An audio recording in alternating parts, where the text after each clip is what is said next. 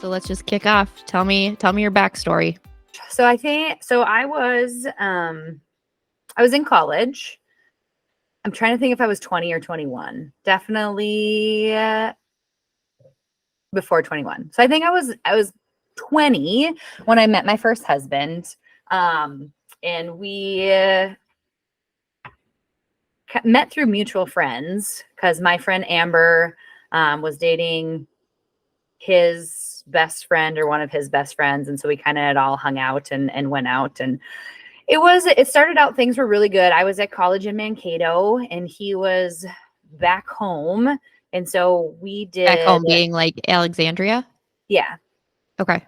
Yep. And was there like an initial draw to him? Like if you guys hung out in like a friend space before, or was that something that built over time? I think it built over time but we were just really committed to each other in a sense of like we wanted to hang out with each other. And there was that very intentional like communication because we were 3 hours apart. And so we made an effort on weekends to be able to see each other when we could. And it was really convenient that all of our friends and our friend group, we all got along so well together.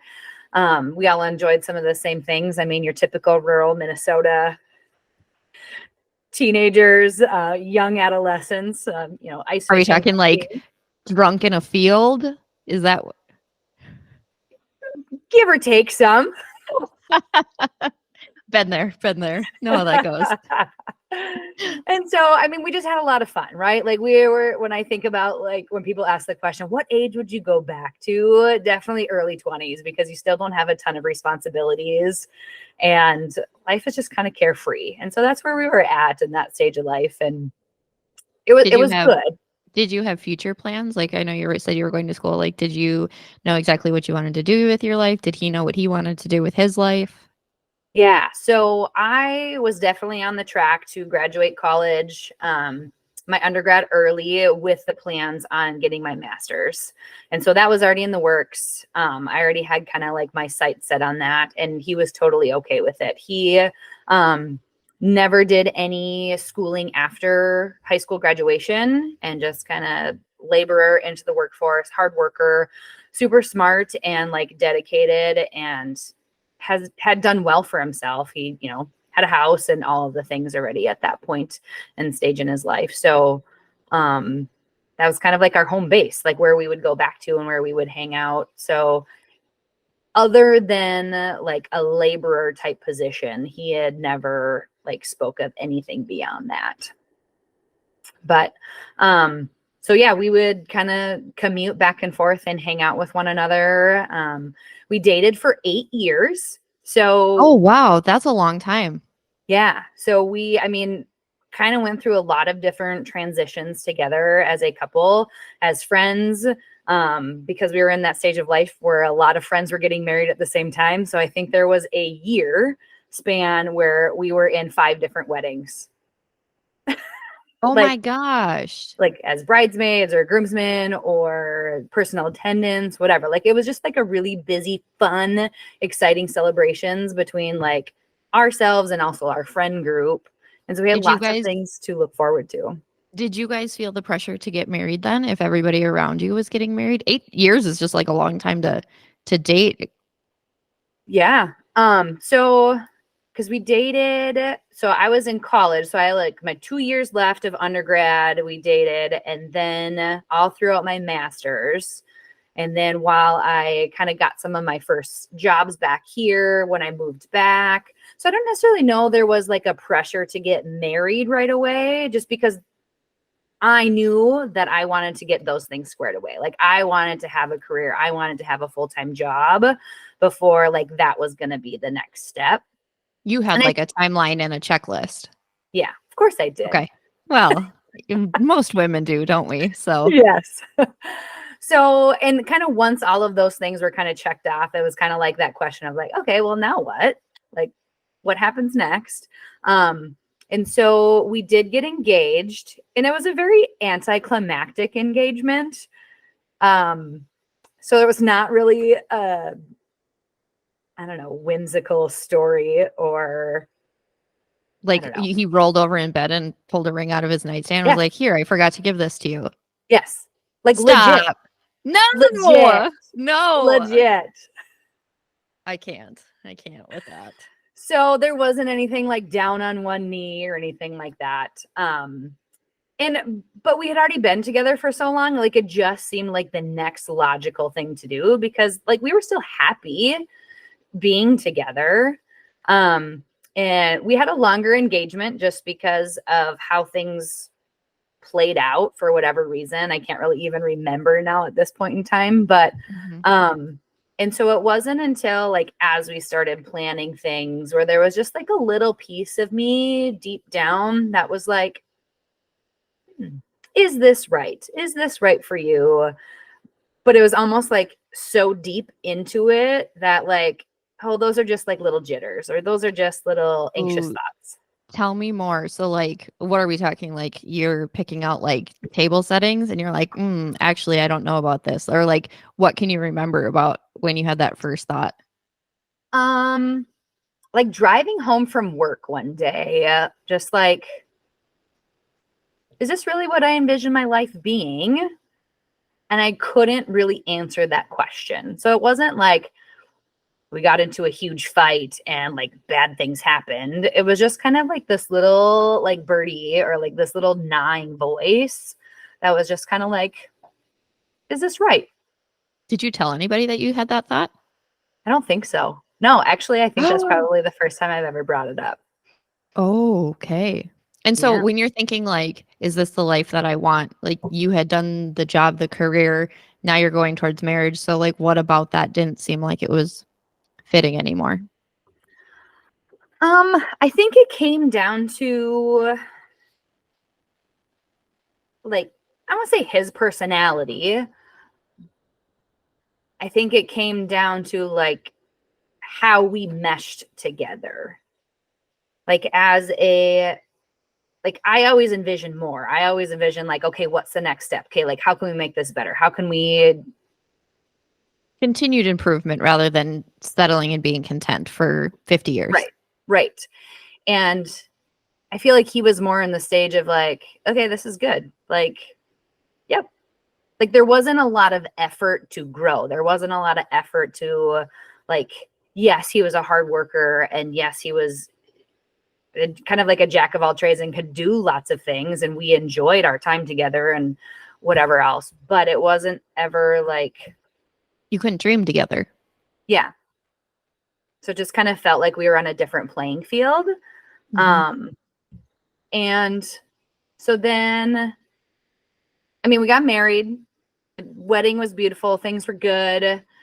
Did you ever Um have another thought of, do I really want to do this again? Like standing at the top of the aisle or anything? No, I remember like going to the ceremony and my brother drove me to the ceremony on our wedding day. Um and there was like anxiety just washed over me. And I think I would imagine majority of people have that sensation and feeling. So it wasn't like I pinpointed it to like you shouldn't do this. It was more like, Mhm. whew, wow, I'm going to be in front of a bunch of people and doing like a really vulnerable thing. And like that was more the anxiety. But I do remember having a little bit of like, whew, pit in my stomach, hard to breathe moment Now, as we were driving there. anytime I have driven someone to their wedding, and I've done it a few times in my life, I always turn around and look at them and say, "Do you want me to keep driving this car? Did your brother do that for you at all?" I don't remember. Okay. He may have. He may have. And I was like, no, I'm good. Like, let's do this. Right.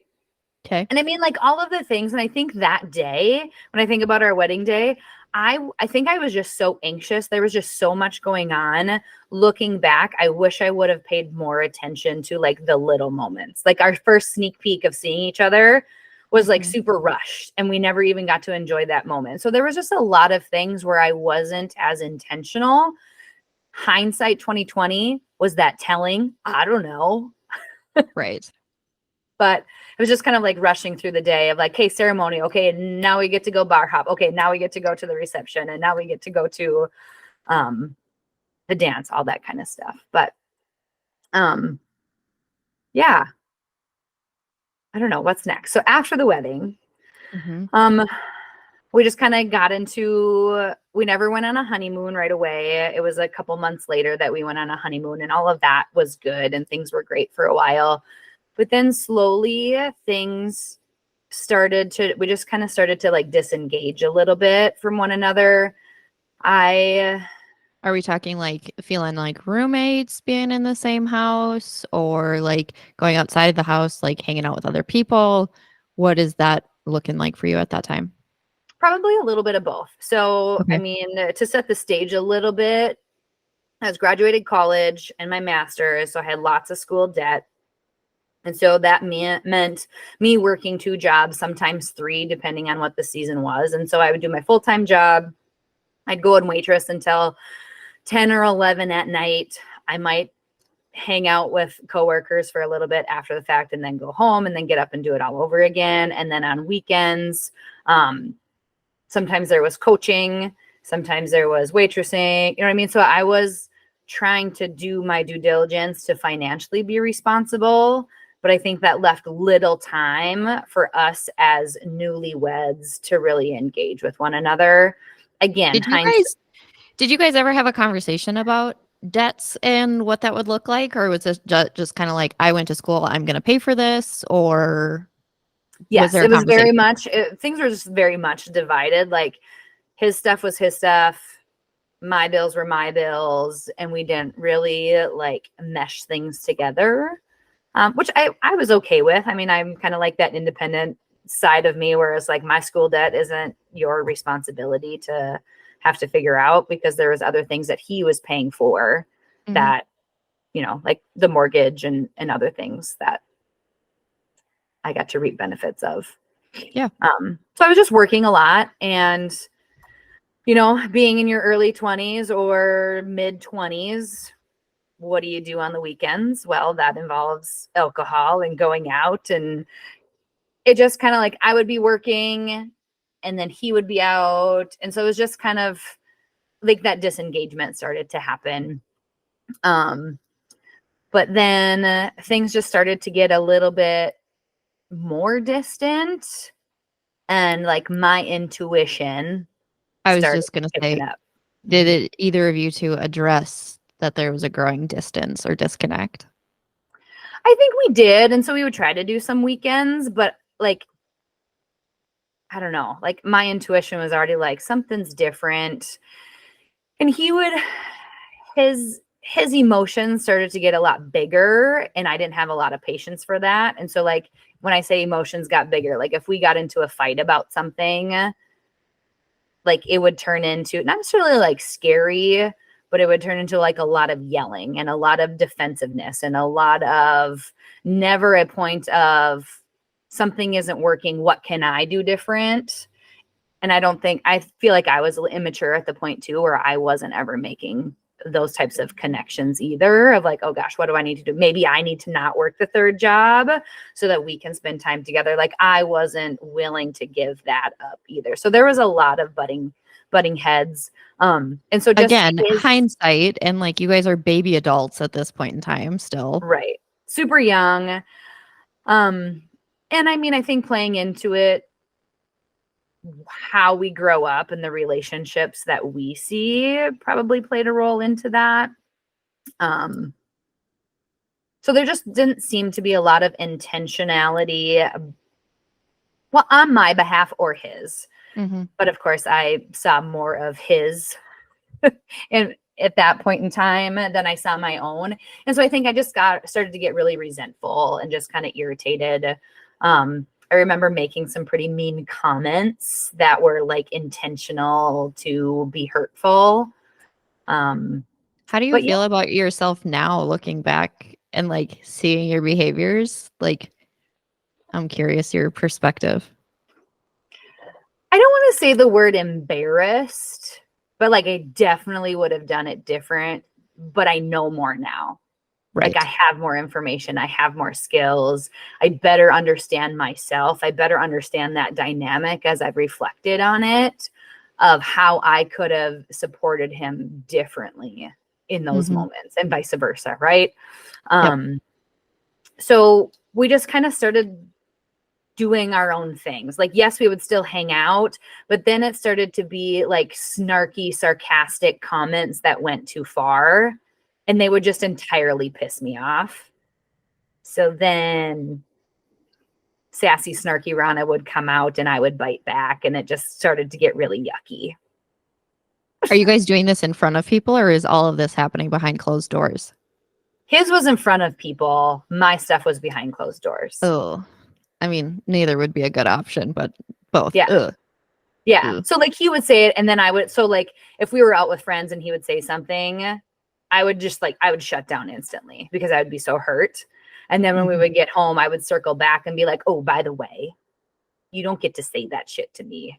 And then it would turn into why he said it and the defensiveness and all those kinds of things, which just, it was unhealthy, right? Yeah. So with that, again, like my intuition just kind of started to get the best of me, because then it was even less like talking throughout the day. When we would get home, we would just sit on the couch and scroll on our phones, or we would just like kind of be doing our own thing with the TV on in the background. Like there wasn't a ton of connection. At And that I point in was time, were you thinking about leaving or making a change, doing anything different, or were you just kind of crossing your fingers and hoping? crossing my fingers and hoping. Mhm. I think like I was into it. Like I got married to get married. Like we're in The this for the long list. haul. Mhm. So then there was one time I was waitressing and I got home, and he was passed out on the couch because he had been drinking out with the guys all day, and his phone was on the counter, and there was getting a ton of text messages on that phone. Okay. And so curiosity got the best of me, because again, my intuition was already like, he's hiding something, like something's up. And my suspicions were confirmed because he had gotten quite a few text messages from another gal. Sadly, somebody that I knew and somebody that I previously Oh, used to work with. So it was just kind of what's going like through your a head at that moment? like my body physically just like I'm sure my face got super white, my stomach just like clenched up. My heart broke. Of course it did. You're fine. Take your time. So, um I played into it that evening Okay. for a bit Okay. because I wanted to have as much information as I possibly could to confirm or really understand what was happening and what was going on. And so I pretended to be him in these text messages going Not back and uncommon. forth. Yep. Not uncommon for people to do. Yep. And I got some more dirt, let's call it. Okay. And realized it had been going on for quite a while. Like Like I how want to far say into like, your marriage?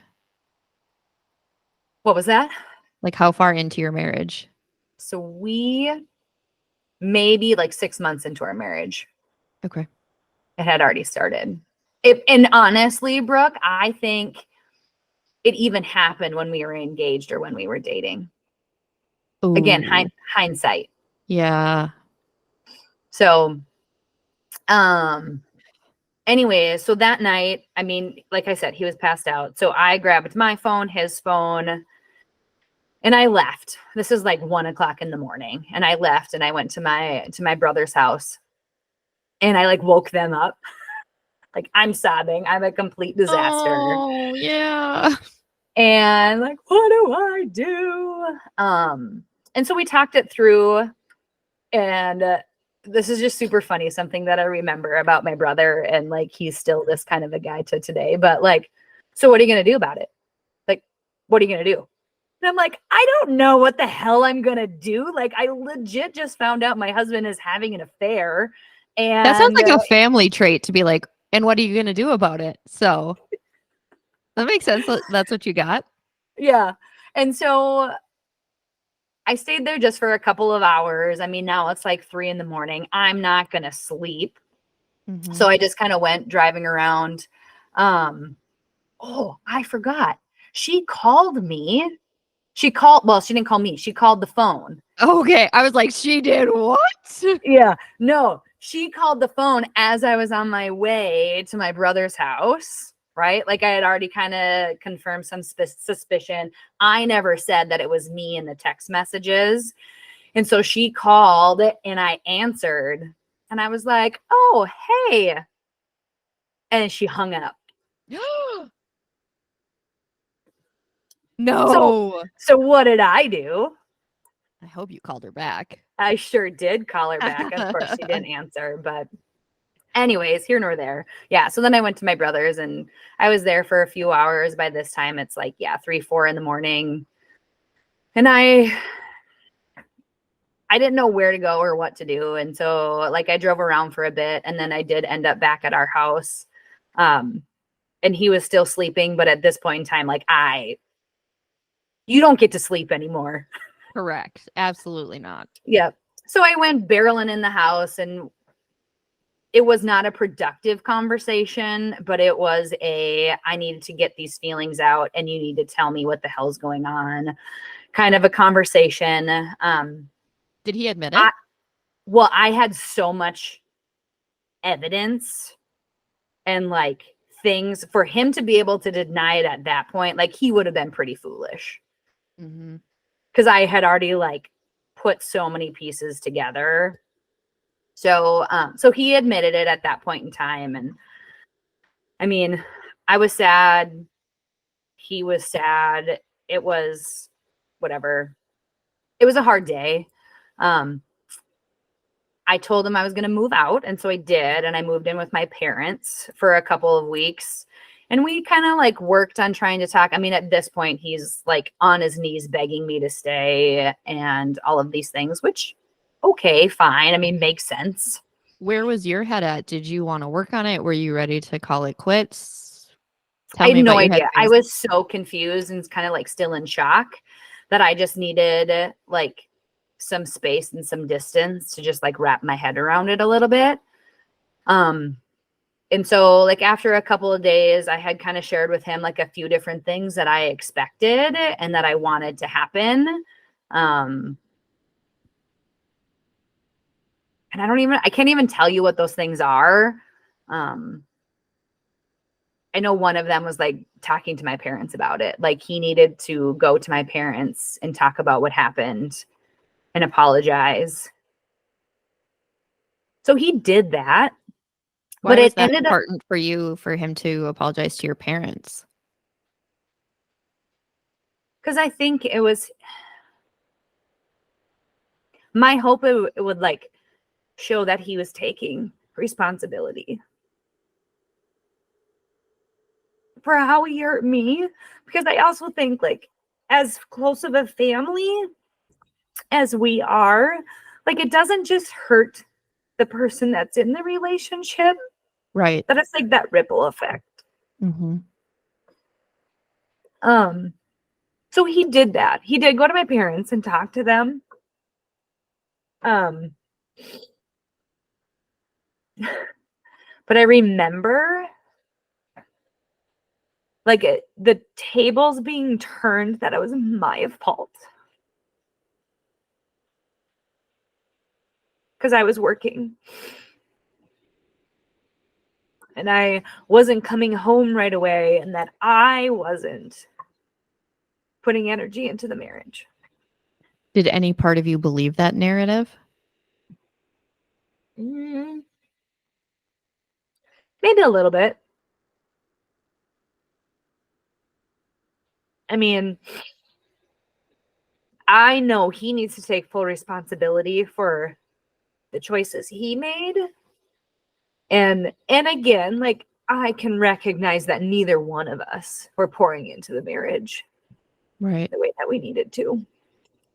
So that's kind of where like my mind was for the next, like for those 2 weeks that we were a part of, like, okay, how are we going to grow this? If we're going to make this work and we want to make it work, what do we need to be doing different? And that was like being more intentional and making time for one another to talk about stuff. So I ended up moving back in and things were okay. I mean, they were still kind of like that awkward, like I'm still really, really hurt. I don't know what you're up to. I'm still trying to like give you space, but yet I don't really trust. So that kind of awkwardness. He was still kind of like angry. And I don't know if I can't tell you exactly what about, but it would be any time that I would have any type of criticism or request, or I don't like how this is going, it would turn He was into on pins and needles too. right. Got it. Yeah. So it was just kind of like this really awkward, hard dynamic of like, okay, well, we're going to keep trying. And then we went on like a little weekend getaway thing, like up to Brainerd, just to try to get away and connect with one another. And it was okay. But then there was like this point in time, we were at a coffee shop and we were trying to figure out where we were going to go and what we were going to do for the day. And like neither one of us had patience for one another.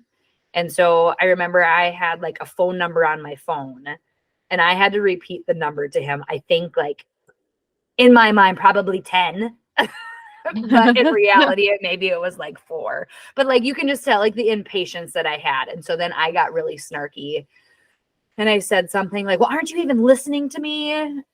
And then that kind of put up his wall and his defensiveness. And so he said some mean things. I shut down. I went back to the vehicle, like, and I totally stonewalled silent treatment.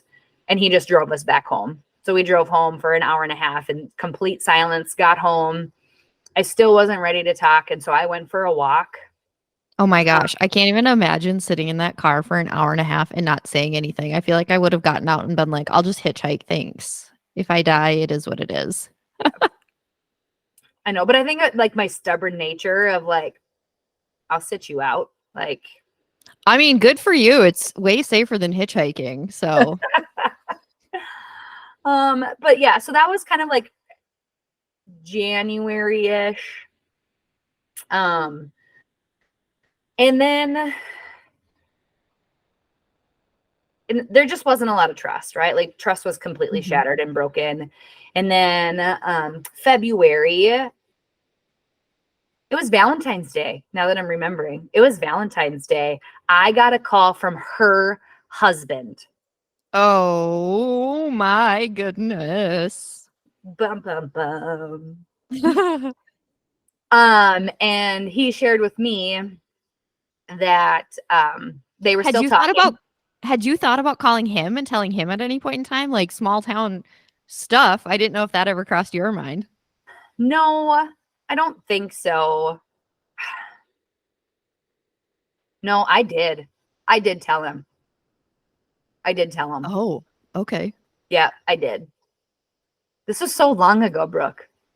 I mean, that's fine. You're doing great. Yeah. So I did tell him, but so then this time around, I think like that heightened his suspicions. And so then they were in there navigating their shit out.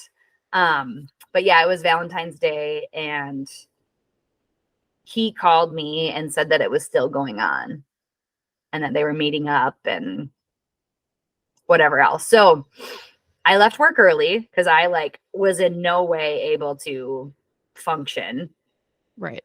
At all whatsoever. And I went home and I packed up a bunch of stuff and I like moved out, quote unquote. So you didn't even have a conversation with him. You just took this other guy's word for it and were like, bye, peace. Well, I packed up my stuff and like I waited for him to come home. Okay. And I said, just so you know, he called me today and let me know that you guys are still talking. Glad you're choosing her over me. You know, like it was something pretty like F you, man. Yeah. So then from there, like I moved out to my parents, and I stayed with them. And that was the nail in the coffin. Like I wasn't fool me once, shame on me, fool me twice. What's the saying? Fool me once, shame on me, fool me twice, shame on you. No, I think it's the other way. Shame on, I don't know. Anyways, I know what you mean. Whatever. Yeah. Whatever. Words are hard. Words are hard. They are. Yeah. So it was kind of like that. Okay. Would it be hard to forgive after one time? Absolutely. But breaking the trust again after we had acknowledged that we were going to work on it, we were going to do something different, and he still chose to do that. It just felt like a total stab to the heart. So at that point, you're completely done. Like there's no coming back from this. Okay. So then how do you move forward with the divorce process at that point in time? I think I gave myself a little time to really make sure that that's what I wanted. I don't want to say I shut myself out from my friends, but I didn't want that noise. Mm-hmm. Like I wanted the decision to be for me. Do you think they would have encouraged you to stay? No. Oh, okay. I just didn't want that noise because I'm definitely a person who I like to have other people's validation to know that I'm doing the right thing. Yeah. And I wanted to make sure that if I made this choice, that it was because I made it, not because I was encouraged or validated from other people. Understandable. Totally understandable. So, so that was February. And by July, the divorce was final. Was it pretty straightforward? Yeah. And the funny part is, he started dating somebody new before our divorce was even final. Perfect. Love that for him. So, so it didn't take long. I mean, like I had said before, like financially, things were still very separate. I moved into his house, so I didn't want anything to do with that. Like his vehicle was his. I mean, we're mid-20s at this point, right? So our retirements aren't anything of substantial nature. So like you have yours, I have mine. So everything was just pretty easily divided, and I just moved forward from there. And I went to an attorney, and I just wanted to make sure that I was signed, sealed, delivered, done. Like I didn't want anything to I was done. I was really done. So yeah. So then it was a journey of what does this look like being 26, married and divorced in it was less than 2 by the time, you know what I mean? But I found out about the affair, like, wow, it was still like within our first year of marriage. And so married for less than 2 years in my first marriage, like there's a lot of shame. Did you guys have plans in terms of kids and future, or had that not been talked about at 26? It was, and I was actually off birth control at the time. But sex was kind of non-existent for us at that point. I think because we were both so disengaged from one another. Yeah. I mean, he's a man, so let's be honest, like they could have it every day if they wanted it. But I was just like, I'm not emotionally there, so like don't touch me. Yep. So purposely going to bed later than he would, or maybe not purposely, but you know, just our schedules weren't lining up and we weren't intentional about it. Yeah. So after kind of like things getting solidified, just making sure that I took care of me. And what did that look like for you? So living with your parents as an adult after you've lived on your own brings some challenges. Mm-hmm. And so, I mean, I love my parents, don't get me wrong. And again, living on your own independently and then living with your parents again, I was like, I need my own place. And so I think the first part of that process was buying my own house and just kind of trying to take care of me. And so exercising and kind of getting into that routine. And what does this look like to be a single mid to late 20s adult woman? And how do I go about doing that? Was your friend network still the one that was so deeply intertwined with him and his life?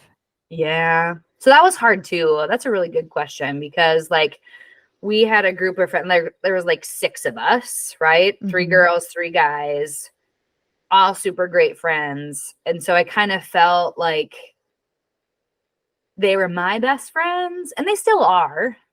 Mhm. I feel sad for them because they navigated that really gracefully. They did. Oh, good. Because that could have gotten really nasty too. Mhm. But I mean, to be fair, I think they were all pissed at him. Well, So like yeah. maybe I reaped the benefits a little bit, but and maybe I felt their grace a little bit more than he did, but I felt like they were respectful in the sense of like I didn't want to know. I didn't want to know what he was up to. I didn't want to know what he was doing. But again, like I said, before our divorce was even final, like he was already dating somebody new. And so like his time and energy and effort was hanging out with her. Yeah. So I think he kind of pulled himself away from all of us because I think he was ashamed and embarrassed for his actions and what he did. Yeah. How could you not be? Yeah. I mean, I guess some people aren't, so I shouldn't say that, but like, you have to imagine a person that you married had to have some redeemable qualities at some point in time. Right. Yeah. But yeah, so then I signed myself up for a triathlon in the midst of all of this. Because emotional pain, let's add the physical shit on top of it. Woohoo! Exactly. Yes. And that was just kind of something like a distraction to pour myself into rather than just being sad all the time. And then I got my house and that was really exciting and that was awesome. And then I got my dog because Those animals dogs make that, things better. yeah, those dogs that we get when we have broken hearts, they're Mhm. they're something else. I have one of those too. So Yeah, they're special. And I remember my mom saying to me, so my mom's a little rough around the edges sometimes. And she goes, "Why in the hell would you want to get a goddamn dog?" And I responded and I said, "Mom, so I'm not a lonely sap. That's why." oh, goodness. So Boston and we went on a lot of runs and a lot of walks, and she was my child, and she was like my distraction for sure. I'm glad you had her. Yeah. And she is still here with us. Yay! She's very old now at this point, but we're hobbling along. Those dogs, yeah. They hold a special place. Mhm. It's going to be a rough period of time when all of us Mhm. brokenhearted girls lose our emotional support dogs. So I don't Yes. look forward to those days. No, So I at don't. what point did you decide, like, I'm getting back out there, I'm going to date, I am trying this again? Um, it was a little while. I mean, I was really distracted with my house and with the triathlon that I was like kind of screw you, men. Um, Fair. Very yeah, fair. for a bit. But then summer came. Well,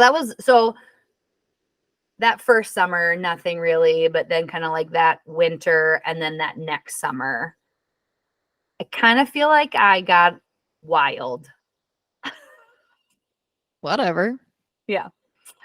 I got wild and did like um I was hanging out with great people and I'm still friends with them and I still love them dearly, but we definitely were out at the bars often. Um and doing that kind of stuff. Looking back, I mean, I don't necessarily all people come into our life for a reason and we do things for a reason because we're doing the best that we can in the moment, but looking back, could I have handled those maybe months differently. I could have, but it is what it is. It is what it is. So yeah, kind of like that summer.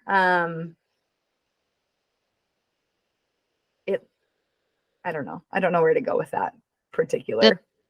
So obviously I know that you're married now, and so I'm curious how you and your husband ended up meeting. Yeah. Well, there was a one long-term relationship in there before I met my now current husband, and that was 2 years. Did you guys ever talk about marriage?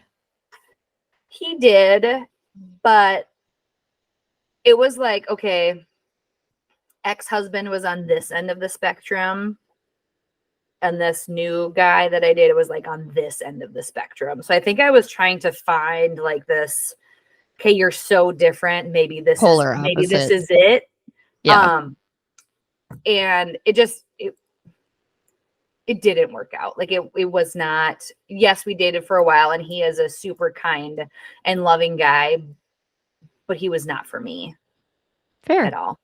So then after that, again, I was at this point, I was like focusing on me. This is going to be all about me. And then kind of worded guys off for a while again. So I met Matt through mutual friends. I mean, being in a small town, he was on the fire department. My dad was on the fire department at the time. And so there's just lots of events that go along. And so just kind of met through there. And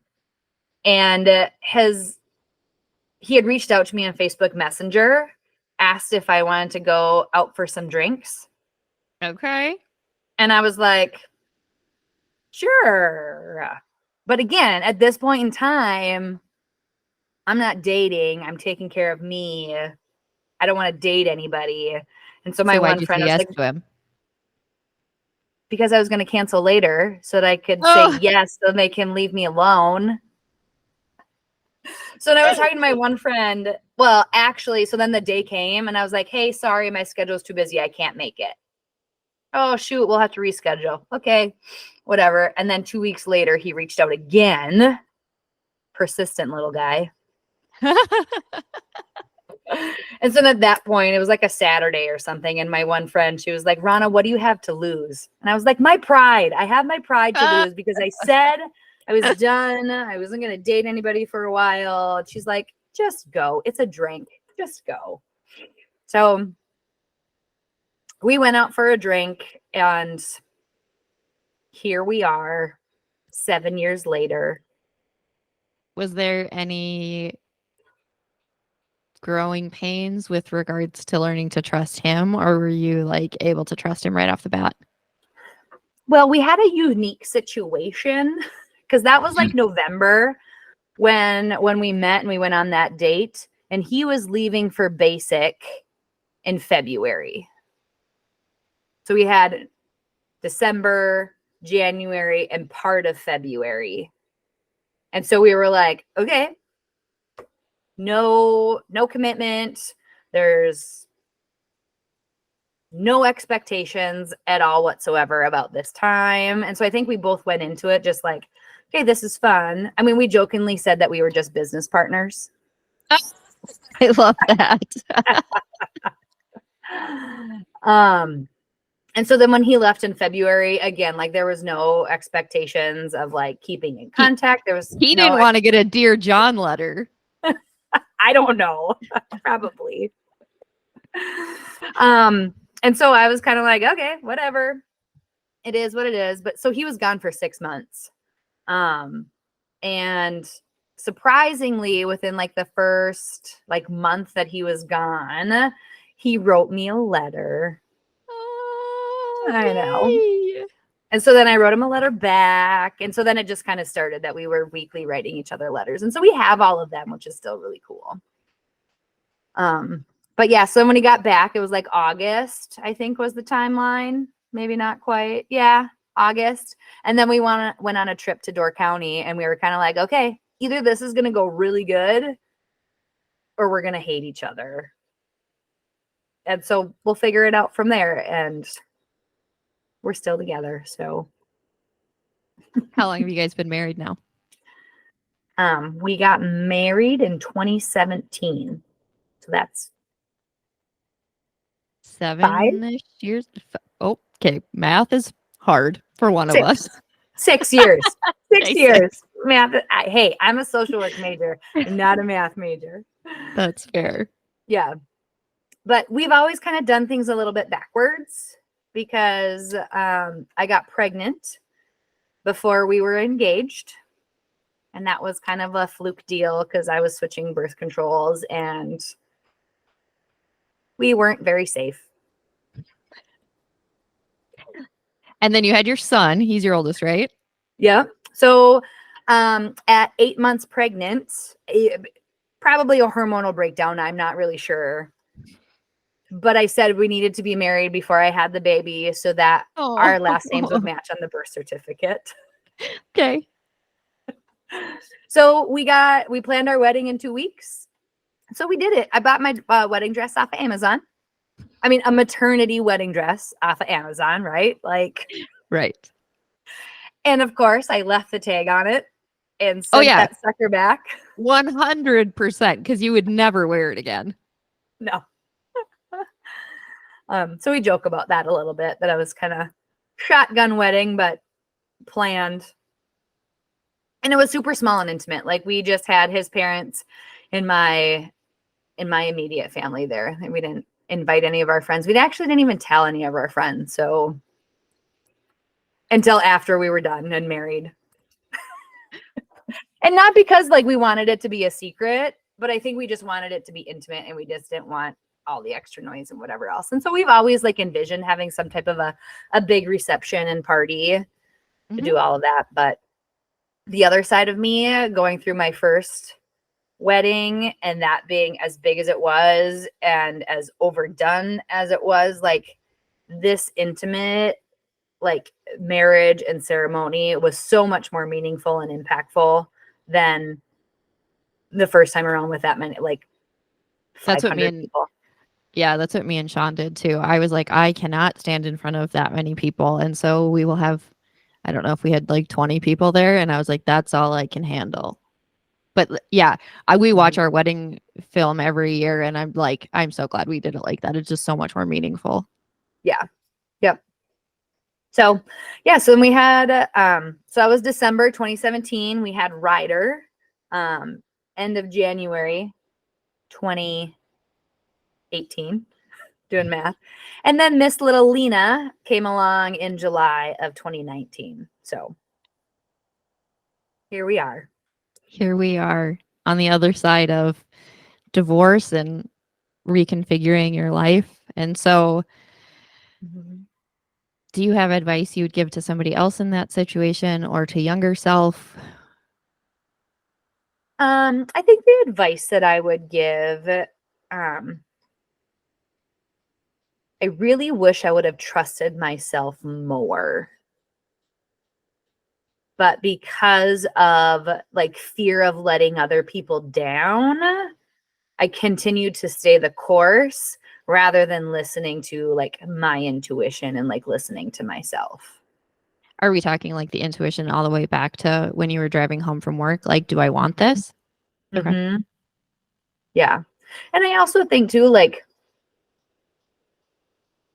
although divorce is really hard and bittersweet and yucky, that it was almost a necessary evil in my story.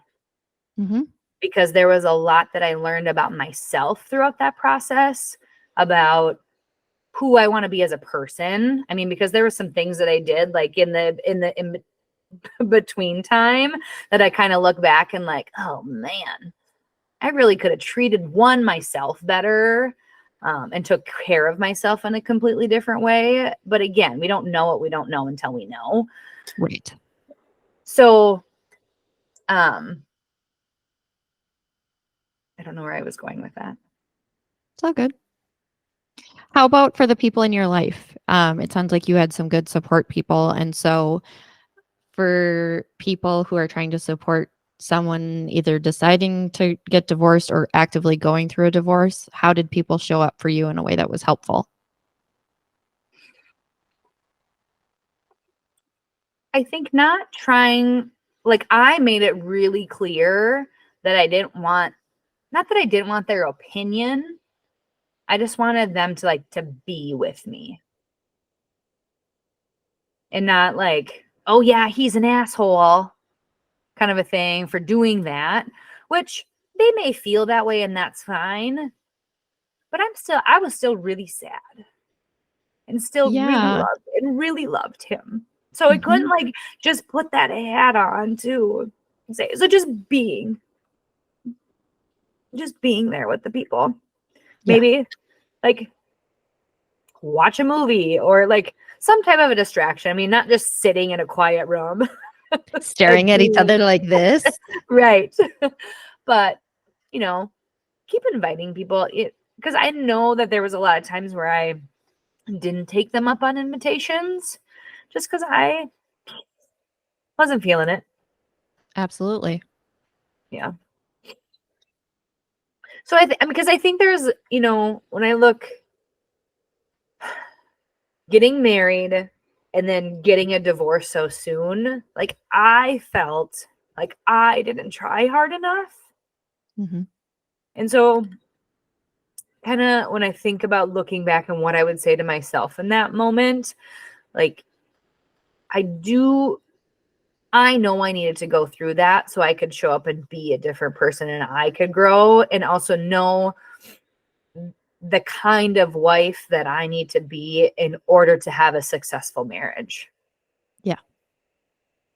So that was a big learning curve and piece of like, yep, I can be independent and I can be like have my own finances and do my own job and also be supportive and validating. And that doesn't take away from being there for them.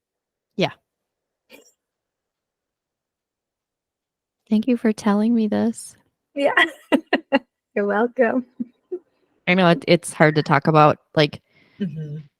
sometimes those like change moments in our life, although they're big and they really make us who we are, it can be really hard to talk about them because growth is fucking painful sometimes. Mm-hmm. Mm-hmm. Yeah. So And like, yeah, I'm talking about it today and I still get teary-eyed about some of those things. But I also like I remember it probably took me a good 4 years to truly heal from that. yeah, And because so like tears don't these like, necessarily mean that you haven't healed. It's just right. it's a sensitive area and probably always will be in your life and in your story. Yeah. But I just remember like there was like I had went out to dinner with some friends and I was just driving home and there was just like this, I don't want to say an aha moment or a revelation, but there was just something that finally settled within me that was like, I'm going to be okay. Yeah. So that was like 4 years. And so that's maybe something that I would share with somebody that's going through this is that it might not be fast and that's okay. Mm-hmm. Like, because 4 years feels like a really long time. I mean, I wasn't like sobbing, crying throughout that entire 4 years. Like, Right. it flowed, but there was finally like this pivotal point at that 4 year mark where I was like, yep, we're moving forward. So to not rush yourself. That's good for a lot of healing journeys, not even just divorce, but with any type of grief and growing. Don't rush yourself. Yeah. Yep. Thank you for being brave and putting this out there. I know lots of women kind of struggle to make that decision of do I stay? Do I go? I made these vows and what does it say about me if I leave? So thank you for being willing to share your story.